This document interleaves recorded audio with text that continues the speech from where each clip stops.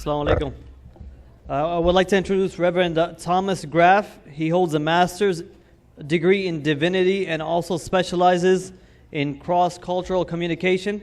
He has a bachelor's degree in psychology and a minor in special education.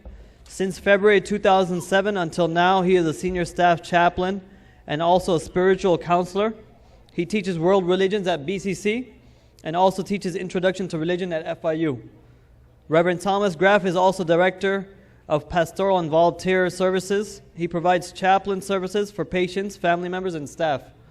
He is a member of the Association of Professional Chaplains and also a member of the Association for Clinical Pastoral Education. Last but not least, he is a fluent speaker of Spanish, also in communication, writing, and reading. Reverend Thomas Graf is currently a writer for Alhikmat International Muslim Magazine. So without any further ado, I would like to welcome Reverend Thomas Graf.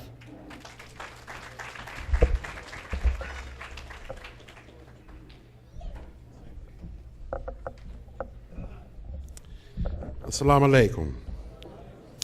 Shalom. May the peace of the Lord be with you always. My name is Reverend Tom Graf, and it is with much humility that I come to be with you this evening. I was told I had an hour. Is that correct? Or is that haram? I've had the privilege of knowing Sheikh Shafayat Muhammad for, I think it's almost 17 years now. I started teaching world religion at Broward when it was BCC, Broward Community College, back in 1996.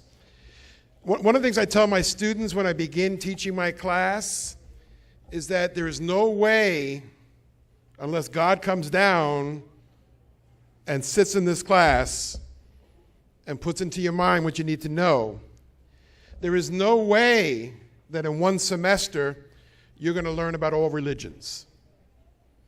You know, I tell them, I in seminary was taught by a rabbi, Old Testament, and I had one semester on one psalm because it's so rich. Our traditions are so rich and so full. One of the things I tell them, though, I've done my job if at the end of this semester you come to respect and understand people of different religions, backgrounds, and cultures. I've done my job. And one of the ways that job has gotten done is I bring my class here to Darul Uloom every semester. They'll be here in December. I bring them to a temple. It's been Temple Solel or Temple Beth Emet. I bring them to a Hindu temple. I can't bring them to all these places of worship, but those are at least 3 places we go out. Because I don't think we're going to learn anything unless we go out, unless we be with. You know, what I've heard over and over again, children, and children are going to teach us. They're going to be the ones that lead us forward. The words from your son will lead us forward. But unless we go out and reach out and understand one another and try to respect, it's not going to happen. You know, we are all of the Ebrahamic tradition.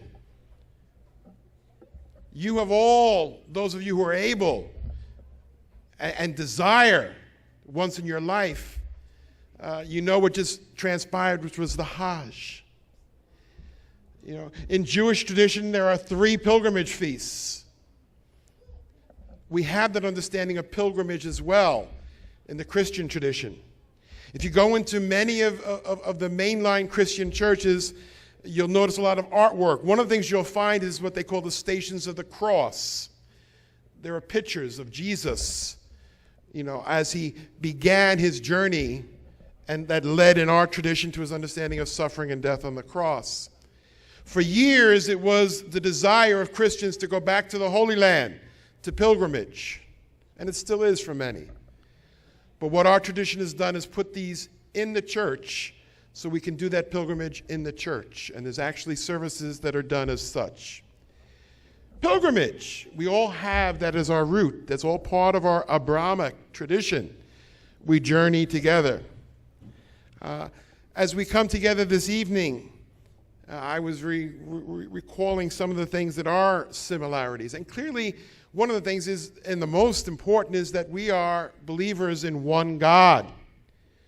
You know, there's that Jewish midrash story that you also find in the Quran, and that in Christian tradition, St. Jerome wrote about and discussed very clearly. There's that story of Abram, whose father was an idol maker. And he went off on a journey, and he left Abram, because his name was Abram before it was Abraham. His name was changed when he showed his faithfulness, and he went up that mountain. But he left Abram, his son, in charge, and when he came back, supposedly, the story says, all of the idols were smashed to bits. But there was one that had a hammer in its hand. And when his father asked him what had happened, he said, while you were gone, they all got into a fight, and he won. And his father said, they're of stone. They couldn't fight. And he said, well, why do you believe in them then? A teaching. That's what midrash is a teaching. Midrash is a way for us to learn and to move forward. That's how we teach our children. We tell them these stories and we pass on what is most important to us. And you know, this may be haran, what I'm going to say now, but a lot of that doesn't happen in the church. A lot of that doesn't happen in the synagogue. And a lot of that doesn't happen in the mosque. It happens in our homes. It happens in the street. It happens as we come together one unto another to share God's love. Because we have to listen to one another. That's the problem. We don't listen too often. When I was introduced, one of the things you left out that I'm most proud of is I was a cab driver in New York for 5 years. I drove a taxi for 5 years in New York. I learned more about God driving that cab than I did in any school that I studied in. I'll never forget, though, I don't know if you know, there are 3 kinds of cabs in New York. There's a yellow cab, which most people go into. There's a private cab, which you call, and they come and pick you up and take you where you're going. I worked for Miles, 884-8888. I still remember the number. Because, see, that's what the cab was. When they sold the cab, they sold the number. Because everybody remembered the number, and they made good money. I drove for a private cab. And then there's gypsy cabs, which are illegal. I didn't drive for them. But they're the ones that go to places that nobody else wants to go to, so the police leave them alone. The police have left, so they are okay. But the police leave them alone. I'll never forget, though, that Saturday after Saturday, many Saturdays, I was told by my dispatcher to go and pick up so-and-so at such and such an address. And it was a lady. And I'll just say she was very eccentric. And every Saturday almost I had to pick her up. And she'd get into my cab and she'd say, turn left, turn right, go. She never told me where she was going at first, but she told me to turn and turn and turn. And I listened and I listened and I listened. And eventually we got to where we were going. And it was usually either one of 3 places. She was going to a park, she was going to a store, or she was going to visit a friend. And I would wait for her. And I was in college at the time, so I did my homework. An hour, 2, sometimes 3 hours later, she'd come back. She'd get into the cab and I'd take her home. And this happened time after time after time. But you know, there was one time when she handed me the money, she turned to me and she said, you know, it may not always seem as if I know where I'm going, but you always take me there.